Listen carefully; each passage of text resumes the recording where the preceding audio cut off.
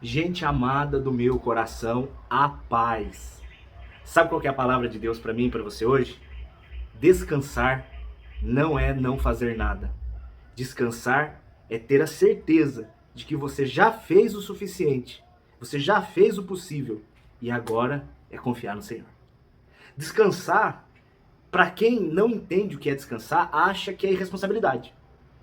Falar para a pessoa, você tem que descansar, ela entende. Você não precisa fazer nada, Deus faz tudo. Não é. Descansar é um sinal de confiança, de que aquilo que era sua responsabilidade, você já fez e você continua fazendo. Quando eu tenho certeza que o que me era devido, o que me era possível, eu já fiz, e entrou agora numa área de impossibilidade, o que Deus espera de mim? É que eu descanse. Descansar é você continuar no processo de interceder, de amar, de clamar, de buscar, de fazer o bem, de estudar, de se preparar, de se esforçar. Isso é descansar. Descansar é, Senhor, eu sei que a minha mão vai até aqui. A partir daqui eu não consigo mais. E não sentir culpa. E não sentir peso. Porque Satanás ele tem encontrado espaço para nos acusar e para nos cobrar e para colocar um peso de acusação, cobrança em coisas que não são nossa responsabilidade. O Senhor Jesus, ele conhece o limite de cada um. O Senhor Jesus, ele conhece a capacidade de cada um. O Senhor Jesus, ele conhece as condições de cada um. E o Senhor Jesus nunca vai cobrar de nós, ou ter uma expectativa em nós, ou ter alguma esperança em nós naquilo que a gente não pode. Isso seria absolutamente injusto da parte do nosso Deus. Isso não é o caráter dele. Vou dar um exemplo para você, para que você aprenda a descansar, e eu também. Essa pregação é para mim, viu? Estou falando pro espelho. Vocês estão pegando as migalhas que caem das minhas revelações, porque essa palavra é para mim. Eu que preciso disso. Isso é Deus falando comigo. E eu estou usando vocês de ouvido. Vocês estão sendo agora o meu ombro amigo para eu ser consolado no meu choro. Eu tenho a tendência de colocar nas minhas mãos a responsabilidade de fazer as coisas acontecer. E a minha tendência é mirar, minha tendência é julgar que Deus está agindo e que Deus está fazendo quando eu estou vendo resultados. Esses resultados, eles vêm de diversas formas. Será que a minha pregação está sendo boa? Como é que eu vou medir isso? De forma errada? Se gente aceitou Jesus, se as pessoas choraram, se as pessoas elogiaram, se as pessoas gostaram, isso não é métrica nenhuma. Se eu preguei a palavra de Deus, missão cumprida. Se eu fui usado pelo Espírito Santo, missão cumprida. O que vai acontecer daqui para frente não é mais problema meu. A gente às vezes olha resultado em números, em resultado financeiro. A gente procura aceitação das pessoas. E em especial agora, eu quero falar com você que ora muito por alguém que você ama. Em especial agora, essa palavra agora, Deus está me levando a falar para alguém que ora muito por alguém que ama. Você tem pregado para o seu filho, né?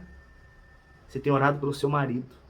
Você tem clamado pela conversão da sua esposa. Você tem tentado de todas as formas pregar o evangelho para os seus pais. O que Deus me mostra aqui é que Ele sabe o fim desde o começo. Isaías 46. É o Deus que sabe o fim desde o começo. Esses dias eu me encontrei com um pastor que ele me contou uma das histórias mais fantásticas da minha vida. E eu quero contar essa história para você aprender a descansar, que o Senhor sabe aonde vai chegar. O Senhor sabe aonde está nos guiando. Ele sabe o que vai acontecer. Nossa missão é descansar nele. É meu, somente meu, todo o trabalho. E o seu trabalho é descansar em mim. Nossa, isso! Não tenha sobre ti um só cuidado, qualquer que seja. Cuidado aqui com preocupação.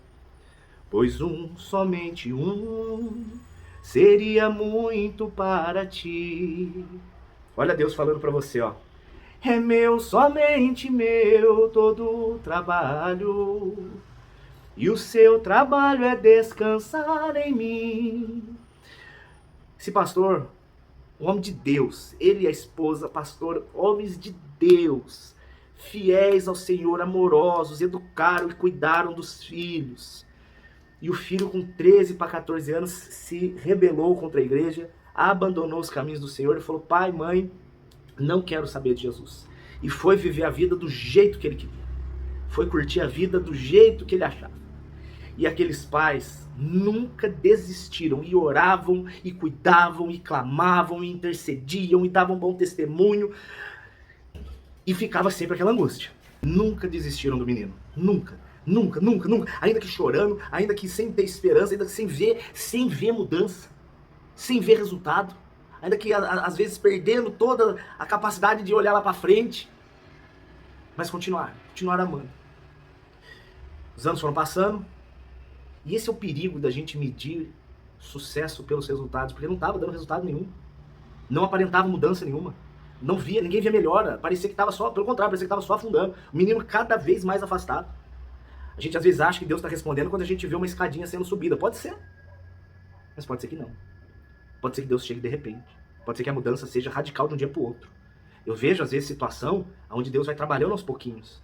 Mas existem situações onde Deus ressuscita um Lázaro morto. Esse menino com 23 anos começa a ficar muito doente. Esse menino com 23 anos ele é levado ao hospital. E ele é diagnosticado com AIDS. Parece o fim, né? Aquele desespero. E no leito de hospital, para piorar, pegou uma doença respiratória gravíssima. Para quem não sabe, a AIDS é uma doença que ela afeta diretamente o glóbulo branco, que é o sistema de defesa do corpo. E a pessoa, ela não morre de AIDS. A AIDS em si não mata, ela morre de infecção por qualquer outra doença, porque aí o corpo fica sem defesa, né? Então uma simples gripe, que qualquer um de nós passaríamos tranquilamente em 2, 3 dias, para uma pessoa com AIDS é fatal.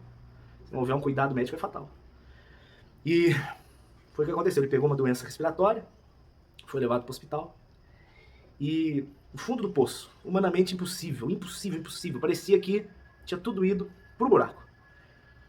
Estava tendo culto da igreja desse pastor. E um amigo dele estava ministrando.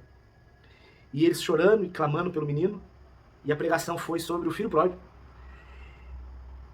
E a gente ficou sabendo, porque o enfermeiro contou essa história, que aquele menino no leito de morte, ele começou a assistir pelo celular aquele culto. E aquela mensagem do filho pródigo gritou no coração dele: volta para casa, volta porque o pai te recebe. E ele começou a chorar, deitado ali na cama. E o enfermeiro, usado pelo Espírito Santo de Deus, é por isso que eu falo sobre a sensibilidade de quem crê. O enfermeiro chegou e falou: por que você está chorando? Você está com dor? Está tudo bem? Está acontecendo alguma coisa? Ele falou: não, sabe o que é que eu estou vendo aqui? Uma palavra na igreja e Deus está falando muito comigo. E aí o enfermeiro vira para ele e fala assim: cara, você quer receber o Senhor Jesus hoje? Você quer receber o Senhor Jesus hoje? Aí ele: eu quero voltar para casa hoje. Aí o enfermeiro pegou o lençol e falou, o lençol que ia cobrir ele porque ele estava com frio. Aí ele pegou o lençol e falou assim: então, meu irmão, se você crê no que Jesus fez por você na cruz, se você recebe o Senhor Jesus como seu Senhor, ainda que seus pecados sejam vermelhos como a escarlata, como diz o profeta Isaías no capítulo 1, o sangue de Cristo te lava e você se torna branco como a neve. Seus pecados são brancos como a neve. E ele mostrou aquele lençol, e o menino: você crê nisso? Crê, chorando. E ele cobriu o menino. Quando ele tirou o lençol, o menino tinha acabado de morrer. Tinha acabado de parar de respirar. Aquele pai, ele por muitos anos sentiu que o que ele estava fazendo era inútil. Ele estava achando que Deus não estava vendo. Ele estava achando que Deus não estava ouvindo. Por muitos anos, o sentimento dele era de que Deus estava distante e que Deus estava calado. Mas, meus irmãos, Jesus sabe o fim desde o começo. Ele já enxergava lá na frente. Ele já sabia onde ia chegar. E ele já sabia que ele ia transformar aquela situação em algum tipo de milagre. Perdeu a vida, ganhou a vida eterna. Ah, mas morreu com 23 anos de idade. Não, nasceu de novo com 23 anos de idade. Jogou a vida fora, tinha tanto para viver. Tem uma eternidade agora para curtir. A verdadeira vida só começa quando a gente conhece Jesus como nosso Senhor e Salvador. Cara, descansa. Descanse. Já fez o que você podia? Já fez a sua parte? Já se esforçou? Já se empenhou? Já deu o seu melhor? Era tudo que Deus queria. Entregou seus peixinhos e pãezinhos. Mas eu tenho tão pouco. Não é sobre quantidade. Não é sobre você dar muito. É sobre você dar tudo o que tem. Você já consagrou a sua vida para Jesus? Você já consagrou a sua família para Jesus? Você já entregou: Senhor, minha vida é sua, meu casamento é seu, a minha família é sua, meu emprego, meus bens, ministério, igreja, é tudo seu. É tudo seu. Você já consagrou? Então agora você descansa, porque o mais ele fará. O resultado vem dele e é certeza de vitória. Eu já fiquei sabendo, viu? Ó, vou contar aqui para vocês, ó. Tive acesso ao final da história da sua vida. Tive acesso lá, ó. Peguei na última folha, Deus me mostrou a última folha da sua vida. Tá lá.